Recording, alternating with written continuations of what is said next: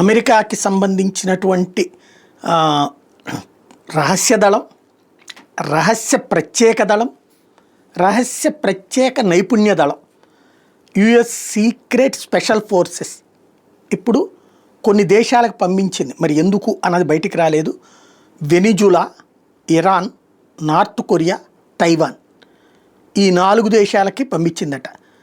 ఇందులో వెనిజులాలో ఒకటి, అక్కడ వెనిజులా అధ్యక్షుడిని అరెస్ట్ చేసేయాలా, లోపల వేసేయాలా, అది ఇదని హడావిడి చేసింది కదా, అందుకోసం ఏమైనా చేస్తారా?